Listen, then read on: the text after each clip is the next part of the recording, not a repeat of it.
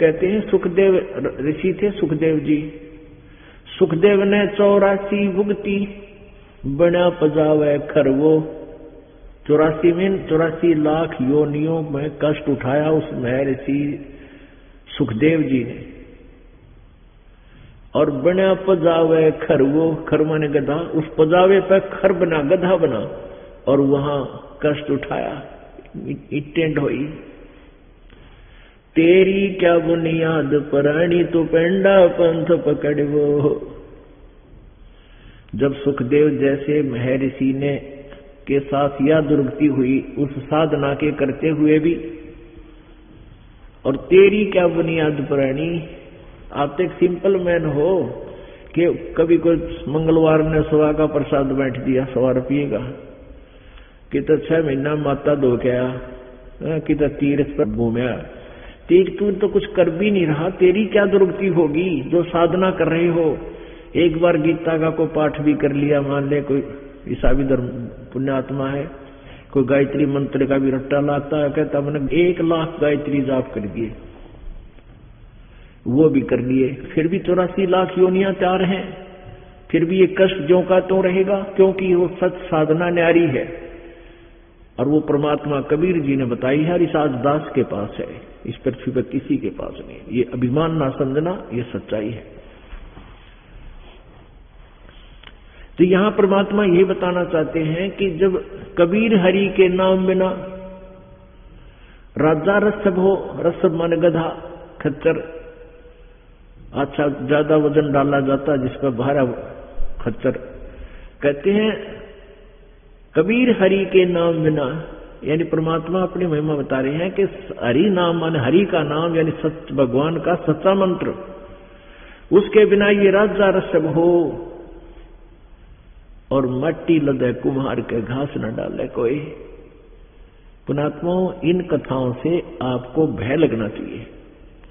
और डर किसको लगेगा? जो जिनका जो है आत्मा जाग चुकी है, जिनके ऊपर नशा नहीं है तीनों गुणों का, त्रिगुणमयी माया का जिसके ऊपर प्रभाव कम हो गया है, उसी को भय लगेगा, इतना डर लगेगा कि भक्ति बहुत करेगा वो प्राणी इस जन्म मरण के रोग से छूटने के लिए। क्या बताते हैं? कोट जन्म तन भरमत हो गए, कुछ ना हाथ लग्या रे। राजा जैसे आपको बहुत से प्रमाण देते हैं। पीछे एक आंध्र प्रदेश के मुख्यमंत्री जी, कितनी उसकी उम्मीद थी, कितनी आशाएं थी, हेलीकॉप्टर क्रैश हो जाने से मृत्यु को प्राप्त हुआ। अब कितनी आशाएं थी, अब क्या बना होगा? जो भक्ति नहीं करते, परमात्मा ही कहता है कबीर हरि के नाम बिना वो राजा रसभ हो। तो राजा है जो सत भक्ति नहीं करता, मृत्यु के उपरांत फिर पशु योनि में जाता है। तो यहां बताते हैं कोट जन्म तन भरमत हो गए, कुछ ना हाथ लगा रे। मान लीजिए फिर मनुष्य जीवन मिल जाता है प्राणी को, 84 लाख योनियों में भटक गए, फिर वही प्रोसीजर शुरू। संतान ना होया तो दुखी, ब्याह ना होया तो दुखी, हो गया तो महादुखी। संतान ना होया तो दुखी, हो गया तो फिर महादुखी, क्योंकि सारा जीवन उनके पालन पोषण में। और फिर ना जाने कब मृत्यु अपनी हो जाए, बीच में बालक छोटे छोटे रह जाए और माता पिता के सामने बच्चों की मृत्यु हो जाती है, हाहाकार हो जाती है। अब कहते हैं कोटि जन्म तू राजा की न मिटी न मन की आशा। करोड़ जन्म राजा रह लिया, फिर भी यही इच्छा नो कर दो, इतना मृत्यु हो जाती है। और फिर 84 लाख योनियों में धक्के। कारण क्या है कि हमें परम शांत नहीं मिलते।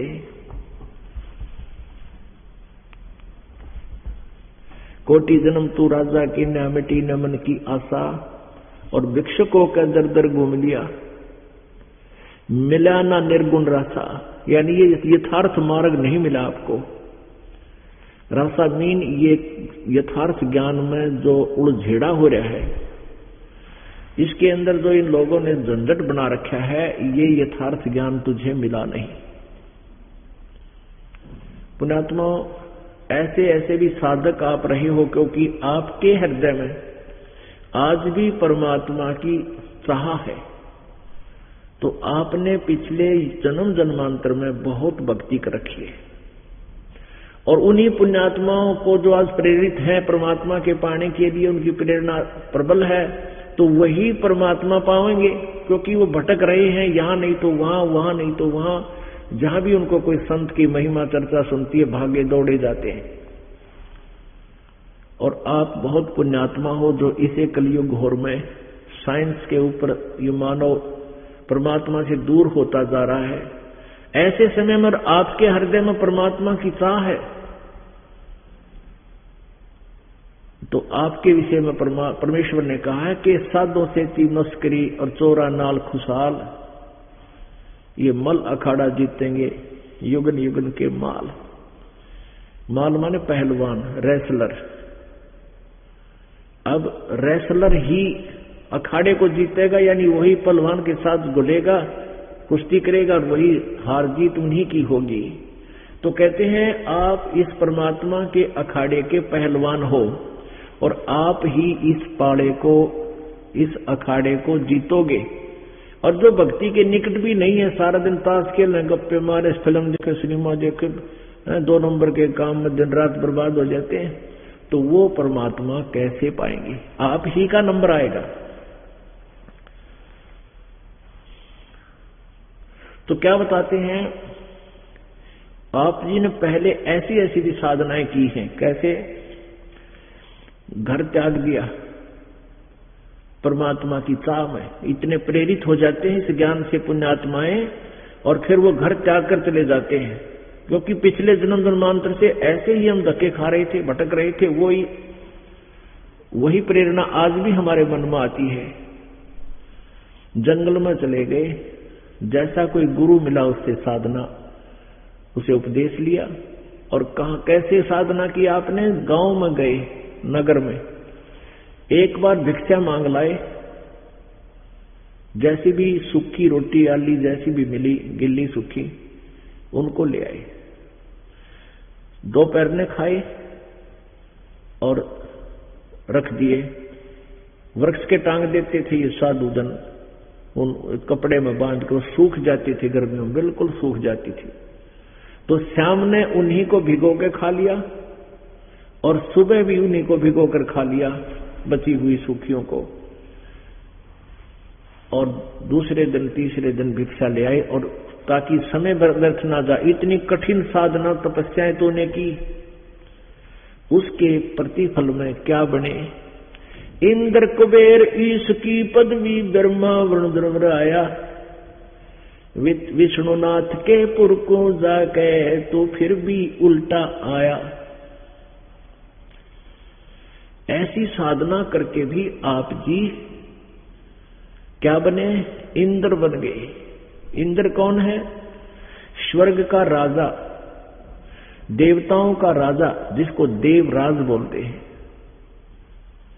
और स्वर्ग यहां से 1000 गुना ज्यादा सुखी, ज्यादा ये सुविधाएं, क्योंकि ये जीव इन सुविधाओं को सुख मानता है। तो स्वर्ग के अंदर कितना सुख है, और वहां का जो राजा होगा उसको कितना सुख। इंद्र बन गए। अब इंद्र का कितना शासन काल होता है? एक इंद्र की पदवी प्राप्त प्राणी 72 चौकड़ी युग, 72 चतुर्युग तक स्वर्ग का राजा रहता है। जैसे यहां एक योजना, एक मुख्यमंत्री जो है 5 वर्ष तक रह सकता है, प्रधानमंत्री जी भी 5 वर्ष ही रह सकते हैं। वो अलग है, अगली योजना में भी आ जाए वो दूसरी बात है, बाकी उदाहरण के लिए। तो ऐसे 72 चौकड़ी चतुर्युग, एक चतुर्युग में कितने वर्ष होते हैं मनुष्य के? सतयुग, त्रेता, द्वापर, कलयुग। इन चारों युगों चतुर्युगी कहलाती है, चारों युग मिलकर। और इसमें कुल वर्ष कितने होते हैं? 43,20,000 वर्ष। एक चतुर्युग में 43,20,000 वर्ष हमारे, और ऐसे ऐसे 72 चतुर्युगी तक इंद्र का शासन काल रहता, स्वर्ग का राजा बना रहता है। पुण्यात्मा, इंद्र के साथ क्या बनेगी? एक समय मार्कंडे गोसाई, मार्कंडे ऋषि जी बंगाल की खाड़ी में तपस्या कर रहे थे। पुण्यात्माओं, जिसने जैसा ज्ञान है वो उसी को श्रेष्ठ मानता है। आप जी जिस भी पंथ में जाइए, उन पंथ से संबंधित अनुयायियों श्रद्धालुओं से बात कीजिए, वो कहेंगे हमारा जो मार्ग है वो सर्वश्रेष्ठ है। और ये सभी ऐसे ही मानकर वो संतुष्ट हैं। तो ऐसे ही मार्कंडे ऋषि जी ब्रह्म साधना करते थे, ब्रह्मलोक की। जैसे श्रीमद् देवी भागवत अर्थात दुर्गा पुराण में दुर्गा ने हिमालय से कहा कि हिमालय को बताया है, राजा हिमालय को, कि आप जी और मेरी भी पूजाएं छोड़ दो, सब पूजाएं त्याग दो, त्याग देनी चाहिए जिसने मोक्ष चाहिए, और वो ब्रह्म की पूजा करे। ओम उसका नाम है, ओम नाम उसका मंत्र है, ब्रह्म की साधना करे, वही सब कुछ है, और वो ब्रह्मलोक में रहता है।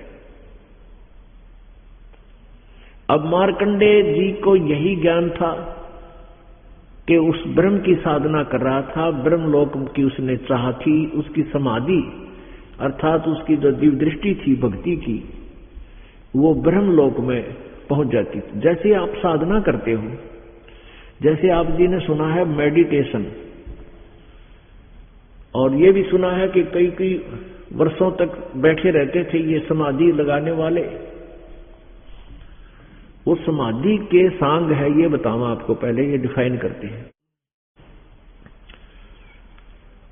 समाधि क्या है? जैसे परमात्मा की चाह में आत्मा भटक रही है, कोई बाहर भटक रहा है, कोई तीर्थ पर जाता है, कोई गंगा पर जाता है, कोई जमुना पर जाता है, कोई मंदिर मस्जिद गुरुद्वारों और चर्चों में जाते हैं, क्योंकि आत्मा रुक नहीं सकती परमात्मा की चाह में, या लगी हुई है, लगी ही रहेगी जब तक वहां नहीं पहुंच जाती। तो ये जिसको भी जैसा मार्ग किसी ने बता दिया उसी तरह वो चल रहा है। कोई तो बाहर भटक रहा है, कोई शरीर में भटक रहा है। ये शरीर भी एक पूरे ब्रह्मांड का एक इसके अंदर मानचित्र है। आत्मा अंदर से जो मेडिटेशन करने वाले वो वही पुण्यात्मा करते हैं जो पहले जन्मों में भी उनकी यही प्रेरणा और प्रैक्टिस रही है। तो वो अंदर अपनी समाधिस्थ हो जाते हैं, वो किसी कमल में प्रवेश कर जाते हैं। हमारे शरीर में रीढ़ की हड्डी जो है, या बैकबोन बोलते हैं, पिछली साइड में, इस बैकबोन के अंदर की तरफ, ये रीढ़ की हड्डी बाहर की तरफ, ये अंदर की तरफ समझो। इसके अंदर ऐसा ही अलग से गैप है जैसे उंगली की खाल है, और इसके बीच में एक बहुत ही बारीक नाड़ी तंत्र है, और उसके ऊपर फिर मांस चिपका हुआ है। उसमें फिर ऐसे जगह जगह पर कमल बने हुए हैं, कमल जिस तरह टीवी में चैनल होते हैं। तो उन कमलों में उस समाधिस्थ होने वाला जो प्रैक्टिस कर रहा है, कोशिश कर रहा है, मेडिटेशन उसका अभ्यास बन गया, तो क्या करता है, वो किसी कमल में प्रवेश कर जाता है इत्तेफाक से, और उस कमल में यानी उसका वो चैनल ऑन हो जाता है टीवी का, और उसमें जो कार्यक्रम, नाच गाने, कोई एडवर्टाइजमेंट, जो कुछ भी खबर सबर आ रही है, उसको देखने में वो इतना प्रभावित हो जाता है, आगे से आगे देखता रहता है, यहाँ क्या होगा, वहां क्या होगा। तो ऐसे उस टीवी चैनल को देखते देखते वो बहुत समय तक बैठा रहता। वैसे ये मन ना टिकने दे एक मिनट भी आपको, ये तो ऐसे उस मन को चाहिए कोई और अच्छी वस्तुएं, उनको देखने में भी व्यस्त रहता है। और हमें ये ऐसे लगता है जैसे ये बड़ा तगड़ा भगत है, ये बहुत ही अच्छा अभ्यास कर रहा है और मेडिटेशन कर रहा है, बड़ा तपस्वी आदमी है। और वो तपस्वी तभी बैठ सकता है जब उसको कुछ अंदर में और चीजें दिखाई देती हैं। तो जैसे सौपन देखते हैं हम, इस प्रकार देखते देखते वो मन, ये आत्मा काफी समय तक ऊपर उन कमलों में घूमती, ऊपर के ब्रह्मांड में घूमती रहती है। कहीं नाच हो रहे हैं, कहीं झरने बह रहे हैं, कहीं फलदार वृक्ष लगे हैं, कहीं बाग लगे हैं, यानी ब्रह्मांड के अंदर ऊपर बहुत गजब के नजारे हैं। उन नजारों को देखते देखते ये काफी समय व्यतीत कर देता है। और फिर उधर से उसका तप माना जाता है कि इसको तप हो गया, तप के बदले में राज्य प्राप्त होता है। कहते हैं तप से राज मदमानम, और जन्म तीसरे वो शुक्र समानम, ये प्रतिफल बता दिया। परमेश्वर कबीर जी ने क्या बताया है कि तप से राजा बनता है, और राजा के अंदर अभिमान बहुत होता है, जिसके कारण वो इतने पाप इकट्ठे कर देता है, इतने जुल्म कर देता है, और अगले जन्म में फिर कुत्ते और सुअर गधे की योनियों में जाता है। तप से राज मदमानम, और जन्म तीसरे शुक्र समानम, सुअर और कुत्ता बनता है, गधा बनता है। शास्त्रों में लिखा है कि तपेश्वरी सो राजेश्वरी, राजेश्वरी सो नरकेश्वरी। ओए होए, जो अधिक तपेश्वरी माने जो घना तप करता है, तपों में मतलब तपस्वियों में श्रेष्ठ माना जाने वाला, तपेश्वरी सो राजेश्वरी, तो उसको ही ज्यादा समय तक राज प्राप्त होता है, जो घना तप कर रखा है जिसने। और जिसने घना राज मिलेगा वो नरकेश्वरी, यानी उसने नरक भी घना ही भोगना पड़ेगा। तपेश्वरी सो राजेश्वरी, राजेश्वरी सो नरकेश्वरी, नरक में भी इतना ही इसको ज्यादा समय मिलेगा जितना उसको तप ज्यादा किया, ज्यादा समय राज्य मिला, तो नरक में भी उसको उतना ही सबसे अधिक समय भोगना पड़ेगा। एक छोटा सा वन था, वन फॉरेस्ट, उसमें ये साधु संत भक्त प्रभु के प्राप्ति में घर त्याग कर वहां रहा करते थे। कुटिया बना रखी थी अलग अलग। आसपास के गांव थे, 3-4 गांव वहां लगते थे। वो श्रद्धालु लोग थे, उन ऋषि महर्षियों की भोजन का व्यवस्था कर दिया करते थे। वो साधुजन गांव में आते थे, कोई लस्सी पी जाता, कोई रोटी खा जाता, ऐसे वो अपनी भक्ति कर रहे थे। एक साधक ने ऐसे ही वो समाधिस्थ होने का प्रैक्टिस कर रखी थी। एक साधक तपस्वी छा पीने के लिए, छा यानी लस्सी पीने की इच्छा से अपने उस तपोवन से आया। एक माई थी, बुढ़िया वृद्धा, सुबह सुबह उसके दरवाजा खटखटाया, दरवाजा खोला कि आओ महाराज, कैसे आए? कि माई छा पिला, लस्सी पिला। बैठो महाराज, अभी मैं लस्सी तैयार करती हूँ, मक्खन निकालती हूँ, दूध को रिड़कती हूँ, बिलोऊं, आप बैठ जाओ। उनका एक आसन लगा दिया कि माई नीचे बछोना बिछा दे मेरा, मैं अपना भजन कर लेता हूं, आप इतने लस्सी बनाओ। अब बुढ़िया लगी वो लस्सी बनाने। आज से पहले दूध बिलोया करते थे, कभी ठंडा पानी घना पड़ गया, फिर गर्म डालती, यानी घंटा 1.5 घंटा लग जाया करता दूध को सेट करने में और मक्खन निकाल कर लस्सी बनाने में। तो उधर से वो बैठ गया समाधि ला के। उसने सोचा इतनी थोड़ी बहुत देर देख सिनेमा अंदर का।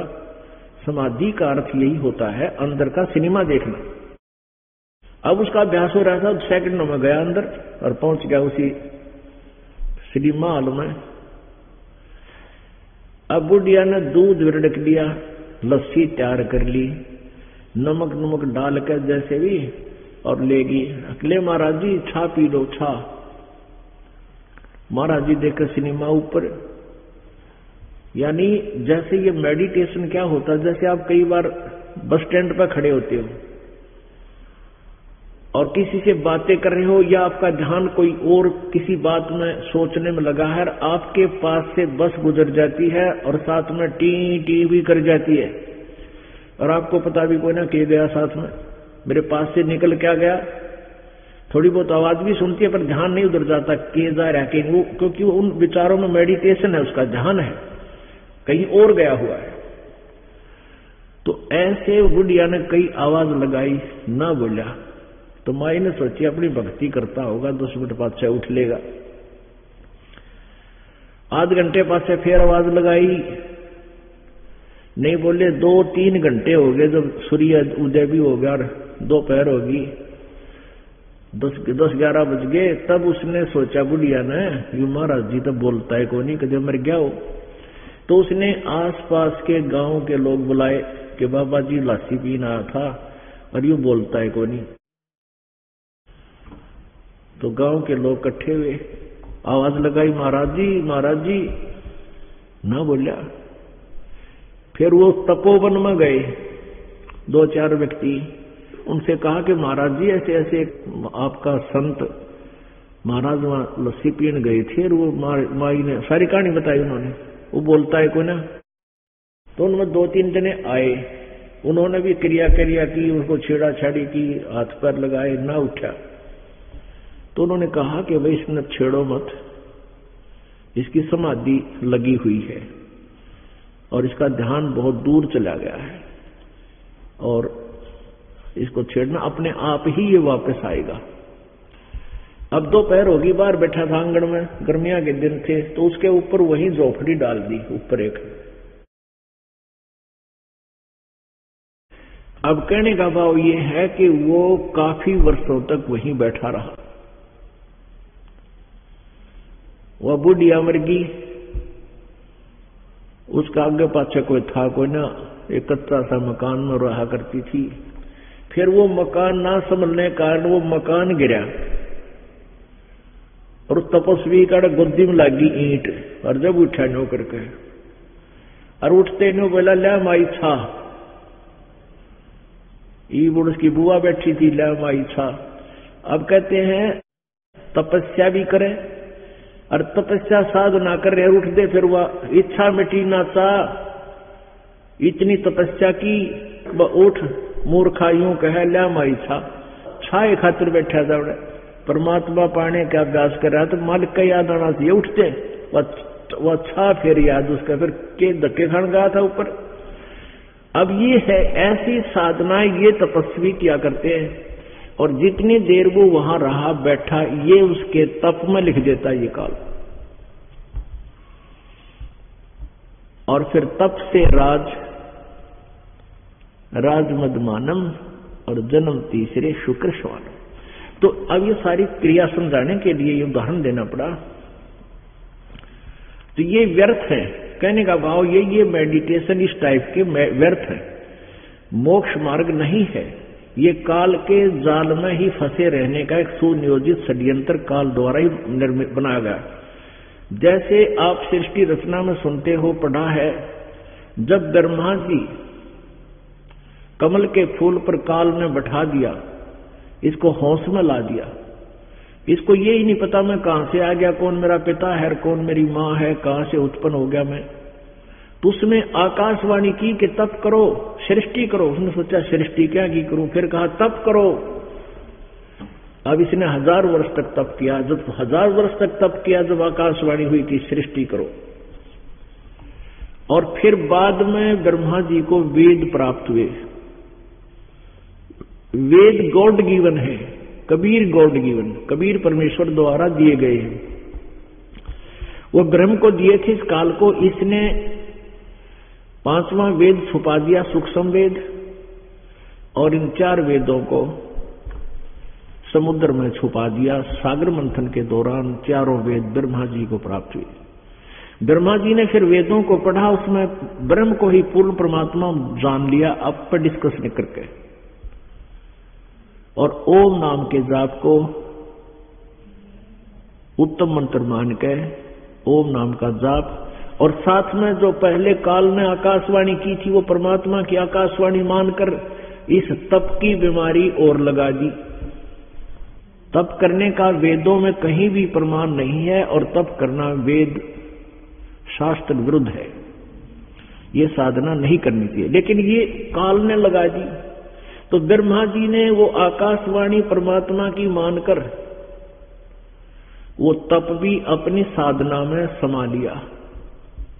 तप से सिद्धियां भी आ जाती हैं, और सिद्धियों से फिर ये बैटरी चार्ज हो जाती है। जैसे विष्णु जी के देवी पुराण में प्रथम स्कंद में 28-29 पृष्ठ पे ब्रह्मा जी ने देखा कि विष्णु जी तपस्या कर रहे हैं।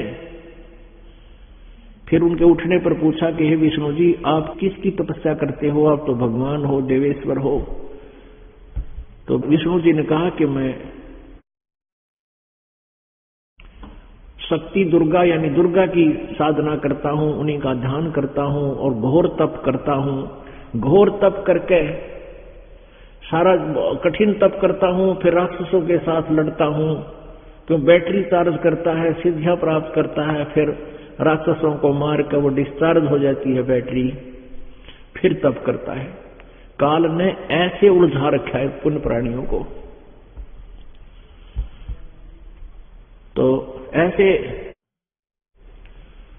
इस मेडिटेशन से ये नहीं करनी चाहिए हमने जो ये साधक किया करते हैं। तो उस तप से क्या होता है? तप से राज्य प्राप्त होता है, और राज्य पाकर फिर 84 लाख योनियों में, नरक में, पशु योनि को प्राप्त होता है। ऐसे एक मार्कंडेय ऋषि जी तपस्या कर रहे थे, और तपस्या के 2 तरीके होते हैं। एक तो जिसका अभ्यास ज्यादा हो जाता है, आंखें खुली भी रहती हैं और उसका ध्यान मेडिटेशन अपने समाधि के दौरान, क्योंकि आंखें, बाहर की आंखें जब अंदर चली जाती है आत्मा, बाहर की आंखों को प्रयोग नहीं करती, वो अंदर ही अपने जो आत्मा की आंखें उन्हीं से देखती है।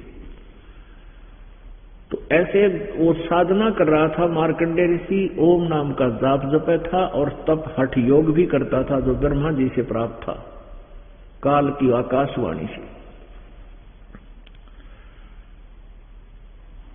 उधर जो इंद्र होता है स्वर्ग का राजा, उसको 2 बातें नहीं अच्छी लगती।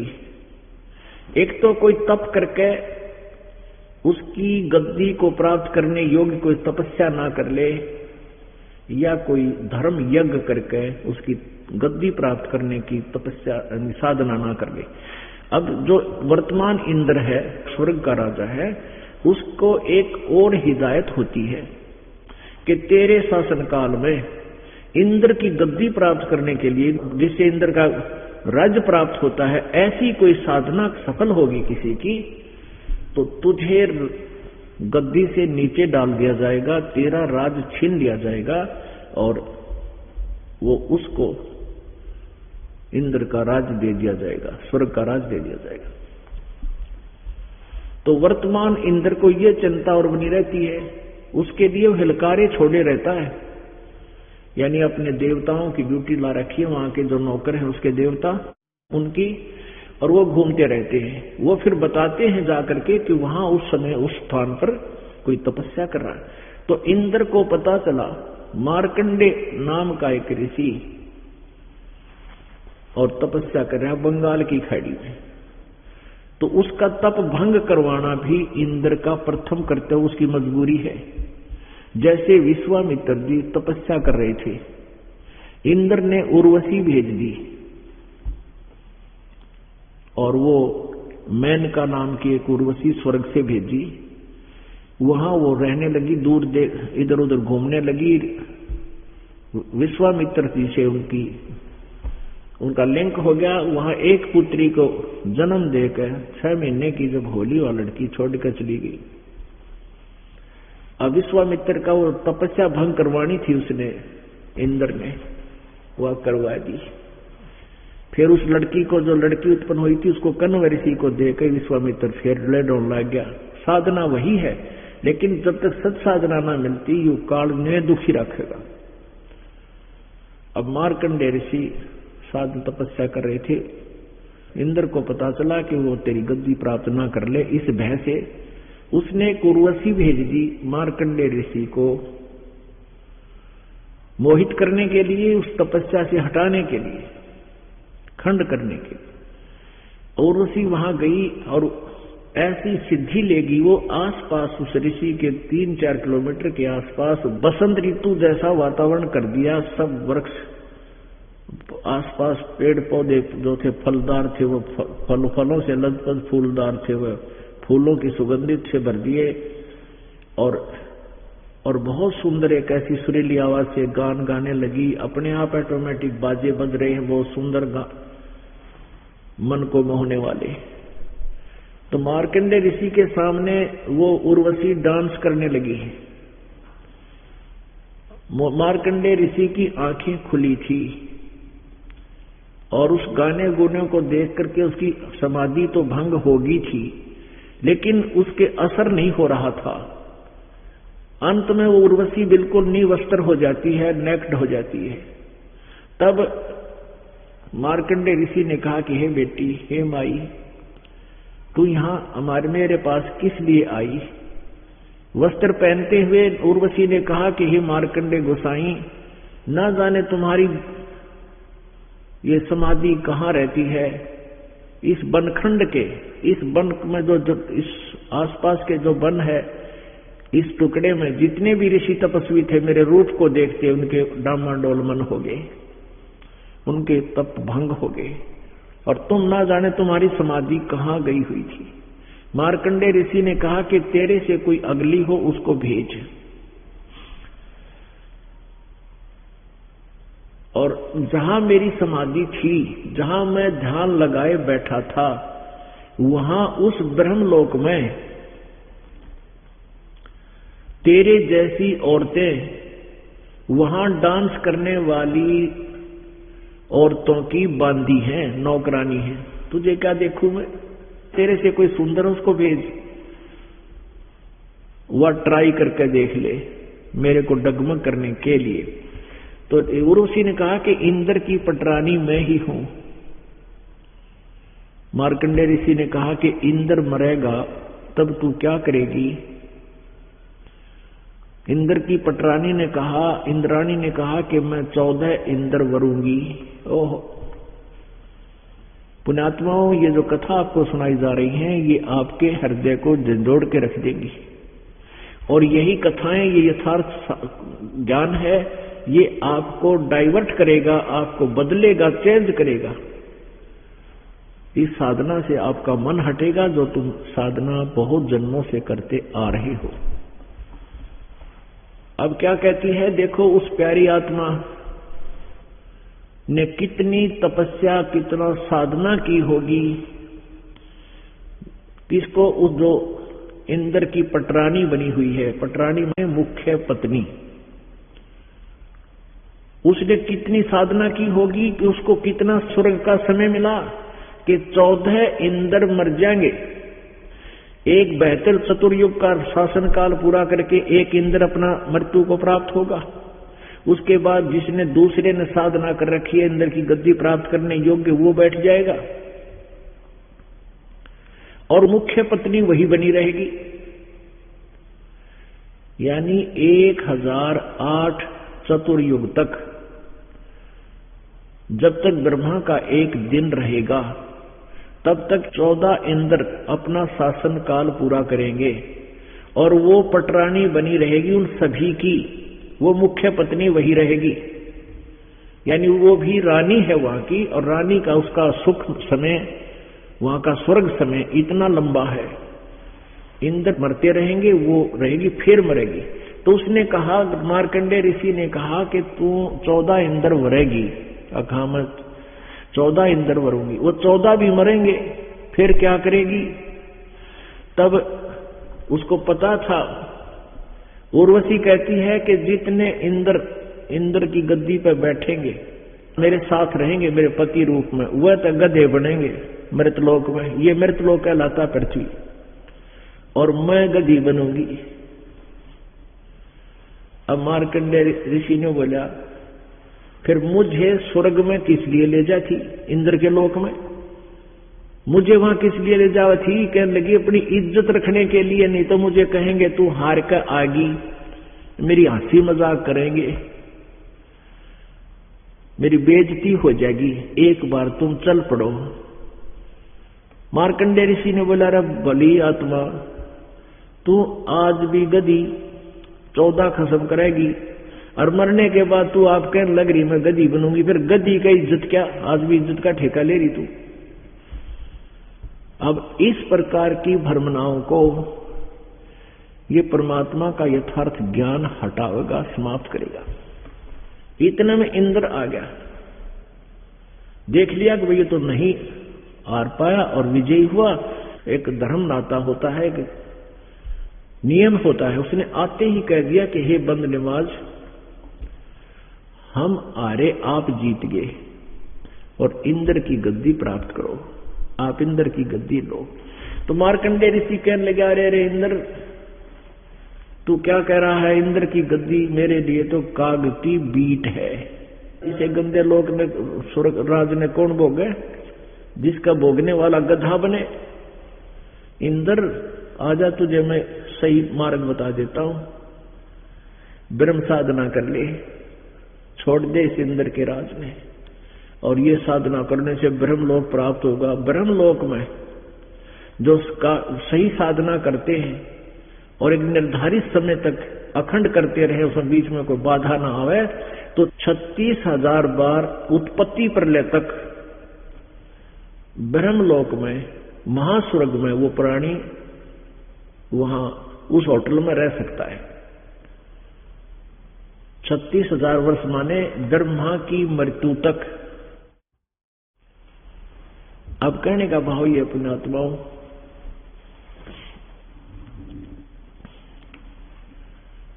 अब एती उम्र बुलंद मरेगा अंतरे, यानी ब्रह्मलोक में गए हुए प्राणी फिर भी जन्म मृत्यु में आते हैं। गीता जी अध्याय नंबर 8 के श्लोक नंबर 16 में कहा है कि ब्रह्मलोक पर्यंत ये सभी लोक पुनरावृत्ति में है। ब्रह्मलोक में गए हुए प्राणी भी अपने पुण्यों के अक्षीण होने के बाद फिर 84 लाख योनियों में वापस मृतलोक पर आते हैं, नरक में भी जाते हैं। पुण्यात्माओं, अब ये तत्व ज्ञान हमें समझाएगा, हमारी आत्मा की आंखों को खोलेगा कि मार्कंडेय ऋषि को ब्रह्मलोक ही फाइनल स्थान था उसके दृष्टि में, उसके ज्ञान के आधार पर, और ब्रह्म से ऊपर कोई भगवान नहीं था, उसने सोच रखा था। लेकिन फिर भी घुमा फिराकर ये क्या करते हैं, साधना से कुछ भी कर रहे हैं, ओम नाम का जाप भी कर रहे हैं और हठ योग भी कर रहे हैं, लेकिन ये विष्णु जी को अपना इष्ट मानते। अपने आत्मा इनको ज्ञान ही नहीं था। ठीक है, जैसे कोई भी धारणा कुछ भी कर रखी है, जैसे आप जी ने कुछ धारणा कर रखी है, ट्रीटमेंट कुछ कर रहे हो, कोई गोलियां खा रहे हो, वो गोलियां तो अपना, वो टेबलेट तो अपना काम कर ही रही है, तो ऐसे ही वो साधना कुछ भी करते थे, लेकिन विष्णु जी को इष्ट मानते थे। अब इनको ज्ञान भी इनकम्प्लीट था और साधना वो भले ही ओम नाम की करता था और कहता था चल ब्रह्मलोक में, क्यों तो इस इंद्र के राज के चिपटा हुआ, छोड़ दे इसको। अपने आत्माओं, इंद्र क्या कहता है? इंद्र कहता है महाराज जी ईब तब न मौज करने दो, फिर देखूंगा, फिर कभी देखूंगा, मैंने राज्य करने दो। अपने आत्माओं, फिर के देखेगा इंद्र? जब गधा बन जाएगा फिर तो कुम्हार देखेगा। फिर इंद्र क्या देखेगा? फिर तो कुम्हार देखेगा, उसका लठ मारेगा, 2.5 मन का वजन उसके कमर पर रखेगा माटी भर के। अब इसी प्रकार आप किसी जिसके पास ना बढ़िया नौकरी हो, सरकारी नौकरी हो या वैसे कोई बिजनेस व्यवसाय अच्छा हो, या घर में वैसे कोई किसान है वो अपना अच्छा उसका जुगाड़ है, तो वो क्या करते हैं, थोड़ी सी सुविधा मिल जाती है, शाम ने गुट्टी लावे, दिन में होके पाड़े, ताश खेले, सिनेमा देखे, और उसको कोई भक्त जाकर के मित्र को, रिश्तेदार को समझाने की चेष्टा करता है कि भगवान की भक्ति किया करो, परमात्मा की भक्ति करनी चाहिए, और समझाने की चेष्टा करते हैं। वो फिर उठ सुट बोलते हैं। फिर उनको बताया जाता है कि भक्ति ना करने से 84 लाख योनियों में जाते हैं। सुखदेव ने 84 भक्ति बना पजावे खरगो, तेरी क्या बुनियाद प्राणी पंडा पंथ पकड़वो। यानी उनको समझाया जाता है कि भक्ति ना करेगा तो गधा बनेगा, कुत्ता बनेगा। तो वो क्या कहता है, वो भक्तिहीन प्राणी, ज्ञानहीन प्राणी। तो नो क्या करे, नो कहते हैं किसने देखा है, देखी जाएगी। अब गधा अपने पास के देखी जाएगी तो कुमार देखेगा। फिर अब देखना तो अब है, बुराई छोड़ और परमात्मा की भक्ति करे, फिर क्या देखेगा। अब जैसे कई ये भी कहते हैं किसने देखा है, हमने ऐसे बहुत से व्यक्ति मिले, वे किसने देखा है, आगे क्या बनेगा। अरे जिन्होंने देखा उन्होंने आवाज लगाई, इतने बड़े बड़े ग्रंथ बनाए, वो कोई मूर्ख थोड़े ही थे। एक अंधा जा रहा था, आगे से आंखों वाला आया और उसने कहा कि सूरदास कहां जा रहे हो, जिधर तुम जा रहे हो ये रास्ता ठीक नहीं है, आगे जंगल है, उसमें भयंकर जानवर हैं, हिंसक जानवर तुझे खा जाएंगे, और नहीं वहां वन में घुस गया तो तुझे रास्ता नहीं मिलेगा, तू वापस हो ले। अब वो अंधा ये कहे कि किसने देखा है, और देखी जाएगी और दे जो होगा। अरे भले आदमी, यूं आंखों वाला तुझे बताने लग रहा है, इसने देखा है तभी तो बता रहा है। आप जैसा अंधा नहीं है, ये नेत्रहीन नहीं है, क्योंकि वो आपको मार्गदर्शन करना चाहता है। तो इसी प्रकार हम जो भक्ति से ज्ञान से परिचित नहीं है, तो आध्यात्मिक ज्ञान से, वो अज्ञानी है, ज्ञान नेत्रहीन है, और उनको आंखों वाला यानी कोई भक्त जाकर बताता है कि ये साधना करनी चाहिए, ऐसा ना करने से तेरे साथ ये होगा, और वो नौकर देखी जाएगी किसने देखा है, तो मर कुएं में पड़ के।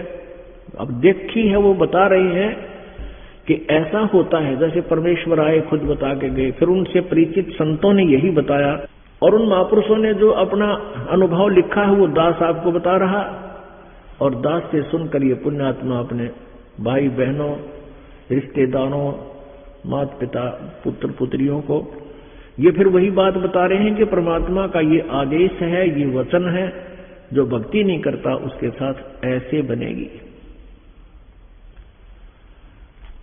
अब एक समय मार्कंडेय ऋषि, एक ये चींटियों की जो कतार होती है ना, कीड़नाड़ बोल रहे हैं उसने, कीड़नाड़, ये चींटियां इधर उधर भागती हैं, कीड़ी, और लाखों की संख्या में इधर भाग रही है, लाखों की संख्या में इधर ऐसे भाग रही। तो परमात्मा कहते हैं, बेटा जाया खुशी हुई, खूब बजाए थाल, ये तो आना जाना लगा हुआ है, जो कीड़ी का नाड़। कीड़नाड़ बोले, कीड़ी का नाड़, कि ये तो ऐसे लग रहा, तुम आज पुत्र की उत्पत्ति हुई, और आज ना चलो 50, 60 साल, 70 साल में मरे, तो मृत्यु तो सबकी ही होनी है। तो परमात्मा कहते हैं, ये तो आना जाना लगा हुआ है, जो कीड़ी का नाड़। 1 लाख प्रतिदिन ऊपर जा रहे हैं, और 1.25 लाख वापस आ रहे हैं जन्म लेने के लिए। 1 लाख ऊपर जा रहे हैं, तो वो एक ही रास्ता आने जाने का, तो वहां जाने वालों की नो भीड़ लग रही है, आने वालों की ऐसे। तो एक चींटी के नाल पे, कीड़ी के नाल पे, यानी वो कीड़ियां जहां जा रही थी, उस पर मार्कंडेय ऋषि बैठकर गौर से देख रही थी, और इंद्र आ गया पीछे तक। इंद्र ने पूछा कि हे महर्षि जी, आप इन चींटियों को इतनी गौर से क्या देख रहे हो? मार्कंडेय ऋषि ने कहा कि इनमें से ये देख रहा हूं अपनी ध्यान दृष्टि से कि इन चींटियों में से कौन सी चींटी कितनी बार स्वर्ग का राजा रही है, इंद्र रही है। अब इंद्र के पैरों तला की जमीन खिसकी। कहने लगा, भगवान हे महर्षि जी, क्या चींटी भी कभी इंद्र रही है? कहा, क्या देखा आपने कि इनमें से एक चींटी ऐसी है जो केवल एक बार ही इंद्र की पदवी पर रही है और बाकी तो कई कई बार रही है। अपने आत्माओं विचार कर लो। कोटि जन्म तन भर मत होगे, कुछ ना हाथ लग्या रे, कुकर सुकर खरबया बोरे, कौआ हंस बुगारे। अब आज तो स्वर्ग का राजा, और फिर गधा, गधे के बाद फिर और योनिया, उसके बाद फिर चींटी, यानी असंख्यों जन्म हो गए हमने यहां धक्के खातों ने। सत साधना मिली नहीं, मिला ना निर्गुण रासा। ये यथार्थ ज्ञान हमें नहीं मिला, जो उलझेड़ा और संघर्ष इसी बात का चल रहा है। परमात्मा आते हैं यथार्थ ज्ञान देने के लिए, लेकिन ये अज्ञानी नाड़ी काल से प्रेरित ये नकली संत ऋषि महर्षि गुरु परमात्मा से दूर कर देते हैं। अब क्या बताते हैं? कोटि जन्म तो भर मत होगे, कुछ ना हाथ लग्या रे, कुकर सुकर खरबया बोरे, कौआ हंस बुगारे। कोटि जन्म तू राजा की न्या, मिटी न मन की आशा, भिक्षक हो कह दर दर घूम लिया, मिला न निर्गुण रासा। इंद्र कुबेर ईश की पदवी, ब्रह्मा वन धर्मराया, विष्णुनाथ के पुर को जाकर तो फिर भी वापस आया। क्योंकि विष्णु जी के को हम पहले फाइनल गॉड माना करते हैं। जैसे कोई विष्णु जी का पुजारी है तो विष्णु जी को कंप्लीट गॉड, शंकर जी का पुजारी है, शंकर जी को संपूर्ण पूर्ण परमात्मा, मृत्युंजय कालज्य माना करते थे। अब इनकी जीवनी को पढ़ने से पता चला, इनकी लीलाओं को पढ़ने से पता चला कि ये कंप्लीट गॉड नहीं है। जैसे इंद्र कुबेर ईश की पदवी, ये प्रभु पद विष्णु भगवान ब्रह्मा भगवान शिव भगवान, ये ईश पदवी है। इंद्र कुबेर ईश की पदवी, ब्रह्मा वरुण धर्मराया और विष्णुनाथ के लोकपुर को जाकर तो फिर भी उल्टा आया। आपने ये ब्रह्मा कुमारी पंथ सुना होगा। ब्रह्मा कुमारी अपने आत्माओं, ये दास जो कोई तुलनात्मक तरीके से किसी भी पंथ या संत के विषय में विवेचन देता है, दास का उद्देश्य उनकी कोई मान हानि करना नहीं है, उनके द्वारा लिखे गए ज्ञान के ऊपर ही टिप्पणी करता हूं। उनकी हिस्ट्री में क्या लिखा है कि ये ब्रह्मा कुमारी पंथ जहां से चला उसमें वो थे लेखराज जी, श्री लेखराज जी, और वो बंबई के अंदर शराफ थे। शराफ में ये सुनार का काम करा करते, लेखराज वर्मा आभूषणों का काम करते थे। और उनके घर पे एक संत आते थे, वो सत्संग करा करते, उनके माता पिता सत्संग कराया करते थे कभी कभी। तो एक दिन सत्संग चल रहा था और ये लगभग 50 साल की उम्र इनकी होगी थी, लेखराज जी की। ये बैठा सत्संग सुन रहा था और एकदम सत्संग सुनते सुनते इसकी आंखें अंगारा सी लाल होगी और अचेत हो गया। बहुत देर के बाद होश में आया और फिर क्या कहने लगा, अहम ब्रह्मासी, अहम ब्रह्मास्मि, मैं ब्रह्मा हूं, मैं ब्रह्मा बोल रहा हूं, मैं ब्रह्मा बोल रहा हूं। कभी कहता शिवोहम शिवोहम, मैं शिव हूं, मैं शिव हूं। अब ये क्या होता है, आपको थोड़ा सा डिफाइन करना पड़ेगा। एक ब्रह्मा जी की आयु 100 वर्ष की होती है, और ब्रह्मा जी का वर्ष कैसा होता है, 1000 चतुर्युग का दिन और 1000 चतुर्युग की रात ब्रह्मा जी की होती है। अभी चतुर्युग आपको बताया था कि एक चतुर्युग में सतयुग, त्रेता, द्वापर, कलयुग 4 युग होते हैं। इन चारों युगों का हमारा मनुष्यों का जो वर्ष होते हैं वो 43,20,000 होते हैं, इतने वर्ष होते हैं एक चतुर्युग। तो ऐसे 1000 चतुर्युग का ब्रह्मा का दिन, इतनी रात, और 30 दिन रात का ब्रह्मा जी का 1 महीना, और 12 महीने का 1 वर्ष, ऐसे बना हुआ। और ऐसे 100 वर्षों की ब्रह्मा जी की आयु। इस वर्तमान ब्रह्मा जी का 50 वर्ष पूरे कर चुका है, 51वां वर्ष चल रहा है, उत्तरार्ध चल रहा है। जैसे 50 पूरे होंगे, शेष भी होंगे 50, तो इसकी मृत्यु होगी। इससे 7 गुना विष्णु जी की आयु है, और विष्णु जी से 7 गुना शंकर जी की आयु है, शिव जी की आयु है। ऐसे इन तीनों की मृत्यु होगी। फिर 70,000 बार शिव जी की मृत्यु हो लेगी, तब एक उस सदाशिव है काल, ये किस ब्रह्मांड का स्वामी, वो ब्रह्मांड में रहता है, ब्रह्मांड के ऊपरले स्थान पर रहता है, तो तब उसकी मृत्यु होगी। किसकी?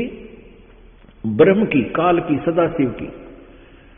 उस काल रूपी ब्रह्म की मृत्यु होगी, और वो एक युग होगा परब्रह्म का, अक्षर पुरुष का।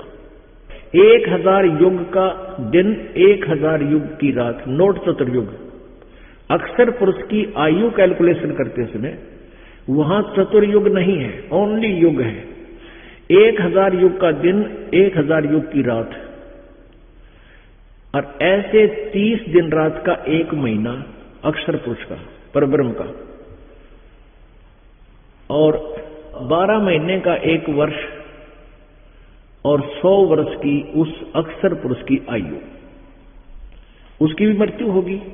परम अक्षर ब्रह्म, परम अक्षर पुरुष कबीर देव की, उसकी मृत्यु नहीं, ना उसकी आयु कैलकुलेशन।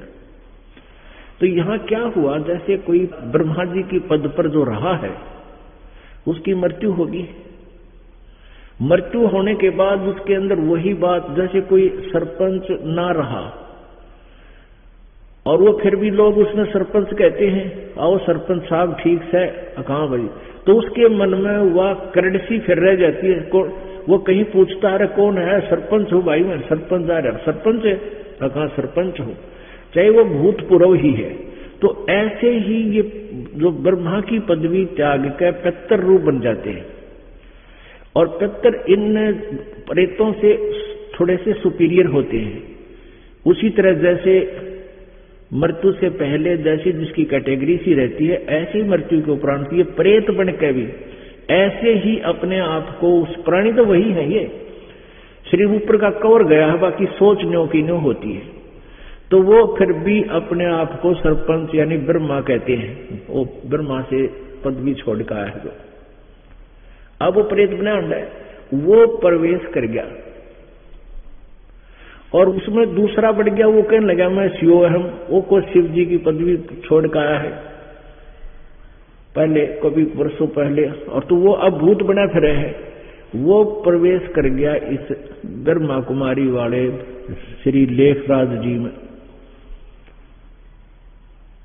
और वो लगा फिर एंड बैंड बनाना। उसने भी नारा, काल का तो काम है यो। अब अलग से ना कोई जाप उनके पास, ना कोई उनका गुरु, वो भूत आकर प्रवेश करता है किसी एक बहन या भाई में, और उसमें वो बोलता है, जो कुछ भी वो बोलता है उसको नोट कर दिया जाता है, और उसको लिख करके फिर श्रद्धालुओं को भेज दिया जाता है कि परमात्मा के आवाज आदेश है, ये पढ़ लो, उनको मुरली कहते हैं। तो पुण्यात्माओं, यहां जो दास आपको बताना चाह रहा था, इंद्र कुबेर ईश की पदवी ब्रह्मा वरुण धर्मराया, विष्णुनाथ के पुर को जाके तो फिर भी वापस आया। असंग जन्म तन मर्चा हो गे, जीवित क्यों न मरे रे, द्वादश मध्य मैल मठ बोरे, बहुर न दे धरे रे। असंग जन्म, मरते हो गए, जीवित क्यों ना मरे रे। जीवित मरना ये है पुण्यात्माओं। एक तो मरे हुए व्यक्ति की कोई इच्छा नहीं रहती, उस शरीर की, मुर्दे की। तो इस प्रकार हमारी क्रिया बन जाए, हमने बीड़ी शराब मांस तम्बाकू लोभ लालच मोह की चाह खत्म हो, एक तो मृत्यु, ऐसे जीवित मरना। दूसरी जीवित मरना ये है, जैसे आप जी हम सभी कोई भी देख लो, जैसे आज एक पुस्तक समाचार पत्र में है, नेपाल के अंदर एक विमान दुर्घटनाग्रस्त हो गया, 22 व्यक्ति मर गए, 22। रोजाना पढ़ते हैं कितने 10 मर गए, कितने 20 मर गए, को 7 मर गए, कितने 8 मर गए।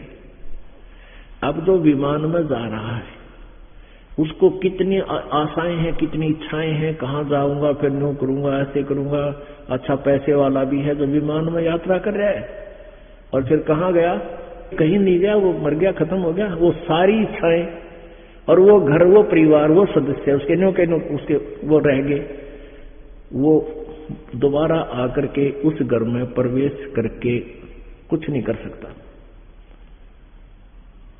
अब जैसे आप जी भगवान के लिए चलते हो, तो ये समझ लो कि मेरी भी ऐसे मान लीजिए आज मृत्यु हो जा,